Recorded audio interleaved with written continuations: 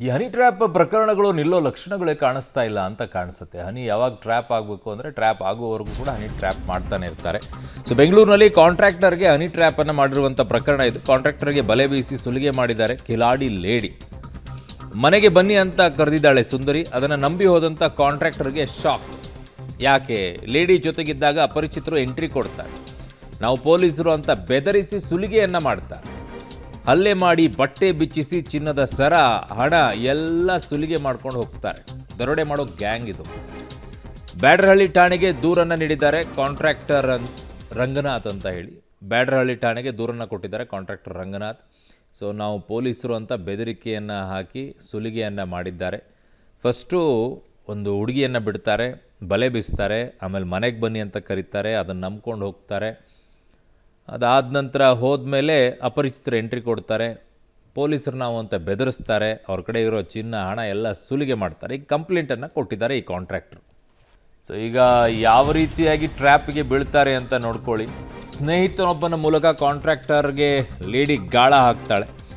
ಮಗುವಿಗೆ ಹುಷಾರಿಲ್ಲ ಅಂತ ಹೇಳಿ 10,000 ಹಣವನ್ನು ಲೇಡಿ ಹಾಕ್ಸ್ಕೊಂಡಿರ್ತಾಳೆ, ಮಗುವಿಗೆ ಹುಷಾರಿಲ್ಲ ಅಂತ ಹೇಳಿ. ಬಳಿಕ ನಿತ್ಯ ಕಾಲ್ ಮಾಡಿ ಮನೆಗೆ ಬನ್ನಿ ಅಂತ ಕರಿತಾ ಇದ್ದಳಂತೆ ಇವಳು. ನಯನ ಅಂತ ಅವಳ ಹೆಸರು. ಸೊ ಆಕೆಯನ್ನು ನಂಬಿ ಮನೆಗೆ ಹೋದಂಥ ಸಂದರ್ಭದಲ್ಲಿ ಮಾತನಾಡಕ್ಕೆ ಕೂತ್ಕೊಳ್ತಾರೆ. ಈ ವೇಳೆ ಮನೆಗೆ ಏಕಾಏಕಿಯಾಗಿ ಅಪರಿಚಿತ ವ್ಯಕ್ತಿಗಳ ಎಂಟ್ರಿ ಕೊಡ್ತಾರೆ. ನಾವು ಕ್ರೈಮ್ ಪೊಲೀಸರು ಅಂತ ಬೆದರಿಸಿ ಹಲ್ಲೆಯನ್ನು ಮಾಡ್ತಾರೆ. ಬಟ್ಟೆ ಬಿಚ್ಚಿಸಿ ಫೋಟೋ ತೆಗೆದುಕೊಂಡು 2 ಲಕ್ಷಕ್ಕೆ ಡಿಮ್ಯಾಂಡನ್ನು ಮಾಡ್ತಾರೆ. ಬೆದರಿಸಿ ಚಿನ್ನದ ಸರ, 29,000 ಹಣ ಕಸಿದು ಪರಾರಿಯಾಗ್ತಾರೆ. ದೂರು ಬೆನ್ನಲ್ಲೇ 3 ಕೂಡ ಅರೆಸ್ಟ್ ಆಗಿದ್ದಾರೆ. ವಂಚಕಿಗೆ ಈಗ ಪೊಲೀಸರು ಶೋಧ ನಡೆಸ್ತಾ ಇದ್ದಾರೆ. ಯಾರು ಏನು ಎತ್ತ ಅಂತ ಹೇಳಿ. ಯಾರು ಗೊತ್ತಿಲ್ಲದೆ ಅವರೆಲ್ಲ ಪರಿಚಯ ಮಾಡ್ಕೊಂಡ್ಬಿಟ್ಟು ಅವರಿಗೆ ದುಡ್ಡು ಕೊಟ್ಕೊಂಡು ಅವ್ರು ಕರೆದ್ರೆ ಮನೆಗೆ ಹೋಗ್ಬಿಟ್ಟು ಈ ಥರ ಎಲ್ಲ ತಗಲಾಕೊಳ್ಳುವಂಥದ್ದು ಏನರಪ್ಪ ನಿಮಗೆ. ಕಾಂಟ್ರಾಕ್ಟ್ ಅವರು ಕೂಡ ಕಾಂಟ್ರಾಕ್ಟರ್ ಥರನೇ ಇದ್ದಾರೆ ಅಲ್ಲಿ.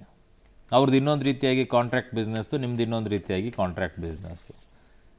ಯಾರನ್ನೋ ನಂಬಿಕೊಂಡು ಹೋಗಿ ಸಿಕ್ಕಾಕ್ಕೊಂಡು ಕಂಪ್ಲೇಂಟ್ ಕೊಟ್ಕೊಂಡು ಈಗ ಅವ್ರನ್ನ ಹುಡ್ಕೊಂಡು.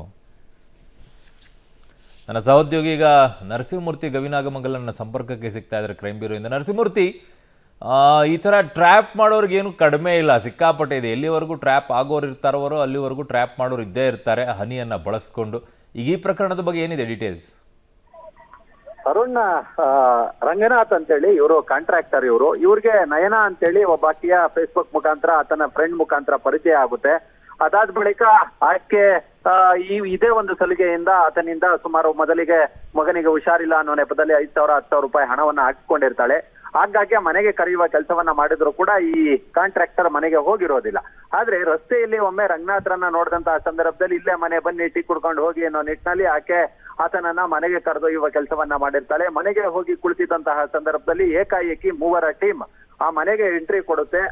ಆ ಮನೆಗೆ ಎಂಟ್ರಿ ಕೊಟ್ಟಂತಹ ಸಂತೋಷ್, ಅಜಯ್ ಮತ್ತೆ ಜೈರಾಜ್ ಇವರು ನಾವು ಕ್ರೈಮ್ ಪೊಲೀಸರು, ನಿನ್ಗೇನ್ ಇಲ್ಲಿ ಕೆಲಸ ಅನ್ನೋ ಮಟ್ಟಿಗೆ ಆತನಿಗೆ ಬೆದರಿಕೆ ಹಾಕಿ ಧಮಕಿಯನ್ನ ಹಾಕಿ ಆತನ ಬಳಿ ಇದ್ದಂತಹ ಒಂದು ಚೈನು, ಅದ್ರ ಜೊತೆಗೆ ಹಣ 26,000 ರೂಪಾಯಿ ಫೋನ್ ಪೇ ಇವೆಲ್ಲವನ್ನ ಸಹ ಮಾಡಿಸ್ಕೊಳ್ಳುವ ಕೆಲಸವನ್ನ ಮಾಡ್ತಾರೆ. ಅದಾದ ಬಳಿಕ ದೂರು ಕೊಡೋಣ ಅನ್ನೋ ನಿಟ್ಟಿನಲ್ಲಿ ಆಕೆಗೆ ನಯನಂಗೆ ಹೇಳಿದ್ರು ಕೂಡ ಆಕೆ ಹಿಂದೇಟ್ ಆಗ್ತಾಳೆ. ಬೇಡ, ಇದೆಲ್ಲ ಪೊಲೀಸು ಅಂತೆಲ್ಲ ಹೋದ್ರೆ ನನ್ ಮಾನ ಹೋಗುತ್ತೆ ಅನ್ನೋ ಮಟ್ಟಿಗೆ ಸಮಜಾಯಿಷಿ ಕೊಡುವ ಕೆಲಸವನ್ನ ಮಾಡ್ತಿರ್ತಾಳೆ. ಕೊನೆಗೆ ರಂಗನಾಥ್ ವಕೀಲರ ಸಲಹೆ ಮೇರೆಗೆ ದೂರನ್ನ ಕೊಟ್ಟಾಗ ಇದು ನಯನಳದ್ದೇ ಡ್ರಾಮಾ ಅನ್ನೋದು ಗೊತ್ತಾಗಿದೆ.